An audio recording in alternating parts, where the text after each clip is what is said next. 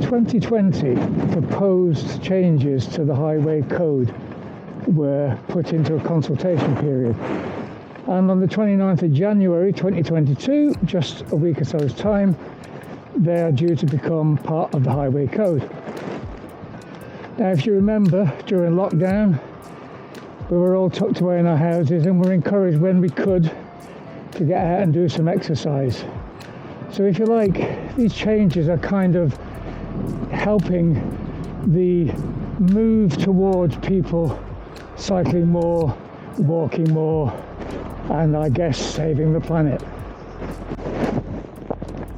In this video, I'll be looking at the changes in the highway code which specifically affect cyclists, offer my opinion on those, and answer the question at the end, in my view, will the changes make cycling safer in the UK? Now, it is all about opinion, and opinions differ, so please offer yours, if you have any, below in the comment section. It's worth pointing out as well at this stage that this video isn't about cranking up the silly rivalry that exists between motorists and cyclists.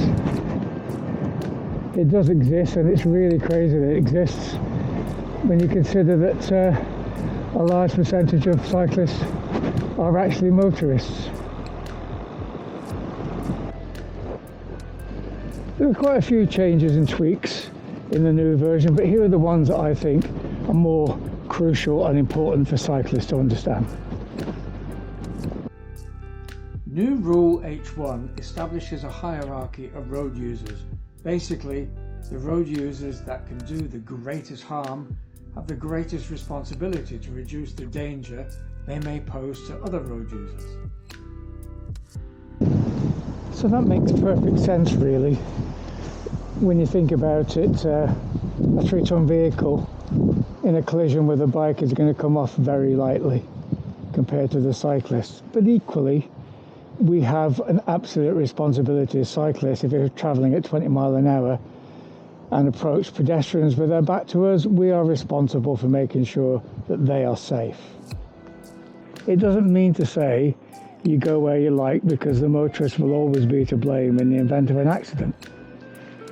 The fact remains that if you're doing something dumb, regardless of where you are on this hierarchy, you're likely to be shouldering part of the blame. The next new rule is Rule H2, and in here there are a few things which I have to say I thought were in the highway code already. But if you like, by having the rule updated like this, it gives some clarity in the event of any argument. Being required to give way to pedestrians who are waiting to cross a crossing rather than actually already crossing it. I've always done this, whether in my car or on my bike, and given way to pedestrians when you're cycling on a shared path, or horses when you're on a bridleway. Again, I've always done this anyway. But now, the big one. At a junction, you should give way to pedestrians crossing or waiting to cross a road into which or from which you are turning. Now, in the graphic, the car has to stop if a pedestrian is crossing at that junction on the side road he is turning into. This is a huge change and applies to us cyclists as well. Ever since we got behind the wheel of our cars or on our bikes, we've approached left-hand turns on the basis and assumption that anybody waiting there will not attempt to cross.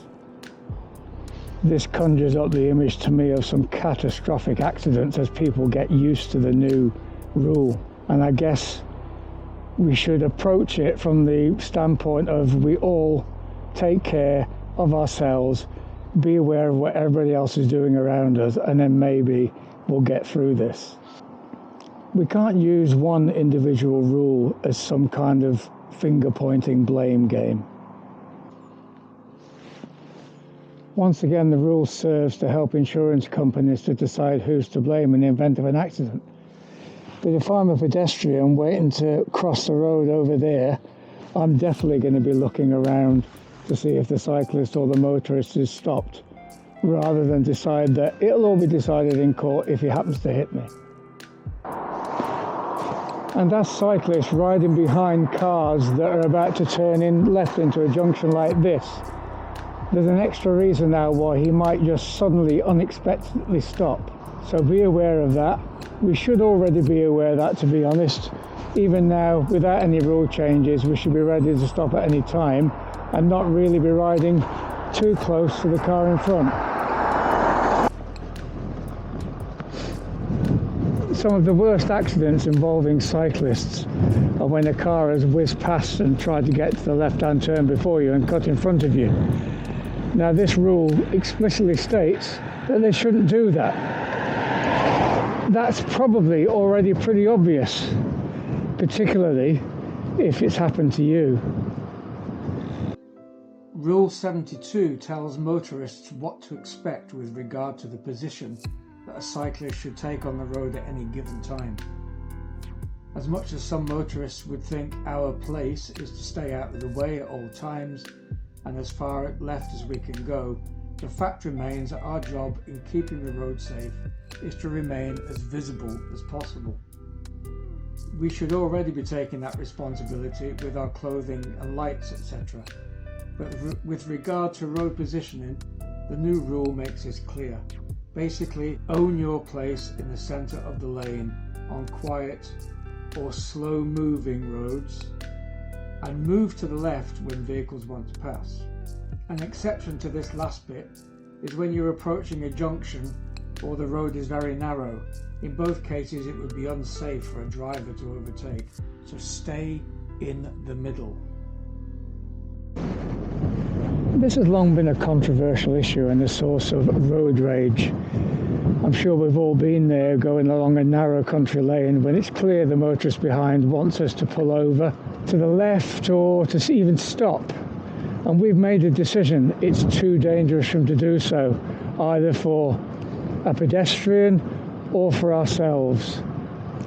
Now, in that kind of situation at the moment, if I'm on my own, I would most likely, if I was going to be holding him up for some time, pull over when I could and let him pass. But that's a decision to be made out of courtesy on the spot. It's not a requirement.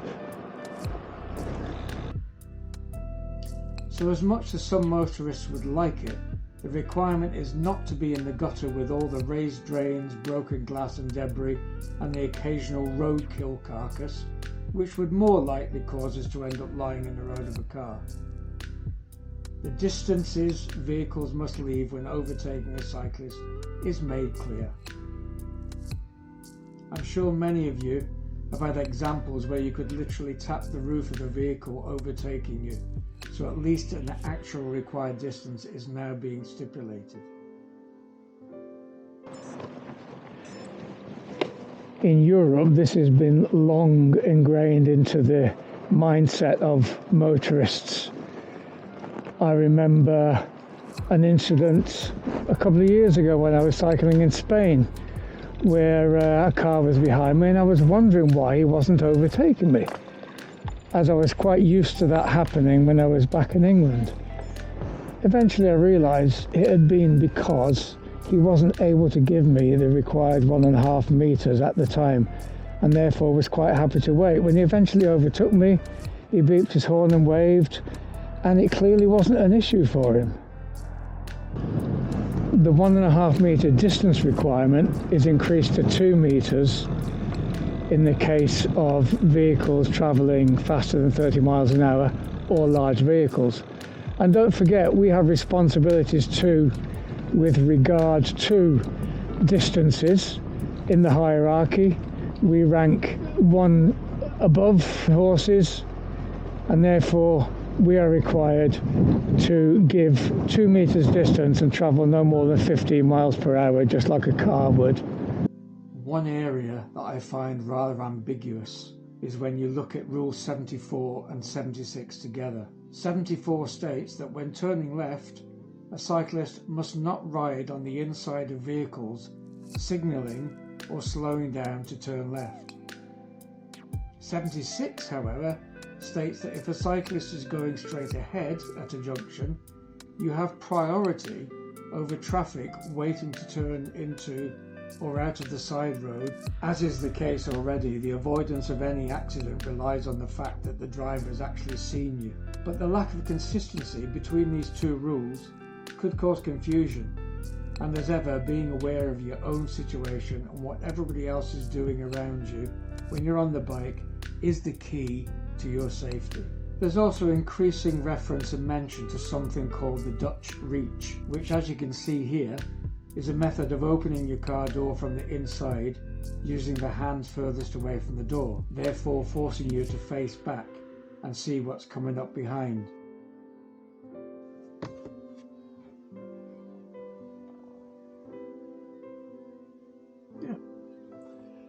In my view, it's a good idea, but I don't see it changing very quickly for people who've been habitually doing it differently ever since they got behind the wheel of a car.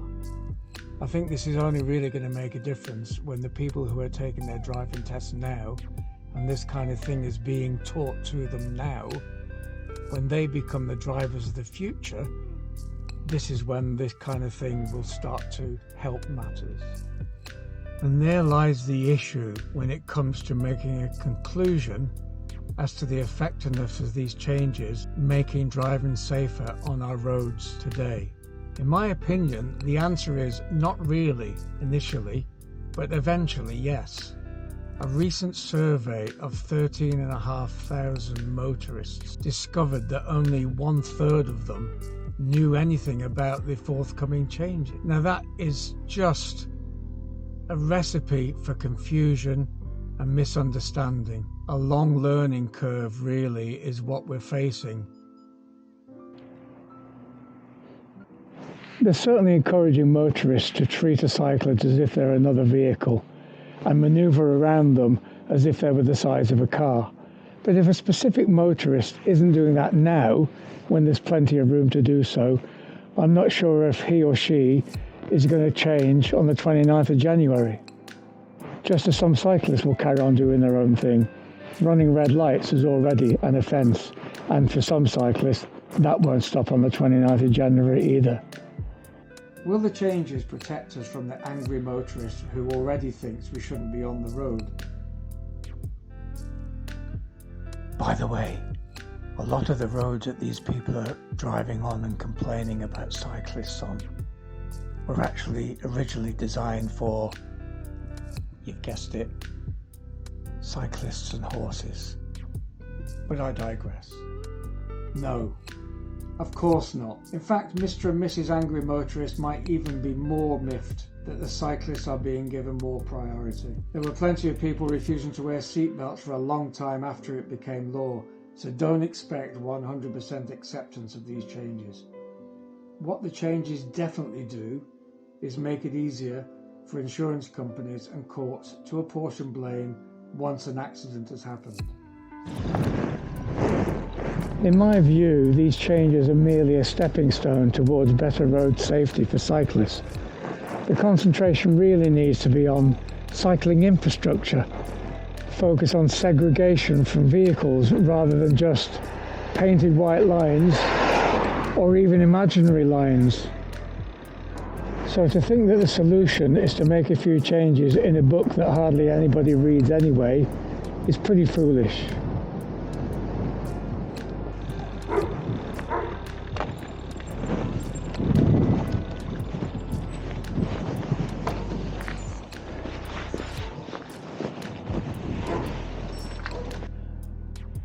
You've only got to look at the about turn that's happening with smart motorways. They were always the cheaper alternative to what some may say was the correct solution, the more expensive solution of building wider motorways. The dangerous ambiguity that the use of these motorways has caused has led to a pause in the programme.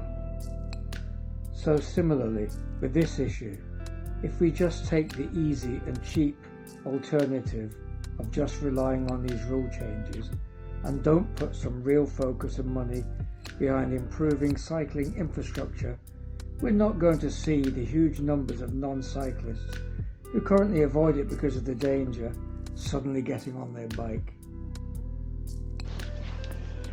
So obviously in isolation, these highway code changes are a positive step, but they need to be taken with the understanding that we all share a responsibility to make sure that ourselves and other road users are safe, and not use this hierarchy system to automatically say that because something else is bigger than me on the road, they're automatically to blame. At the end of the day, as a cyclist, you've got more to lose by not looking out for yourself on the road than somebody in a 3-ton vehicle. There are always going to be reckless and careless road users out there, including cyclists, and it really means that we all need to do our bit. I'm surprised by how many people think that the highway code is a book and a set of rules for motorised vehicles. It's actually for all road users, and there are specific sections in there for cyclists and pedestrians. So maybe it's not a bad idea, after watching this video, if we all go online or get a hard copy and take a little look. Anyway, let me know what you think about the rule changes, and hopefully put something in the comments below. Do the like and subscribe thing if you will, and I'll see you soon. Thanks for watching.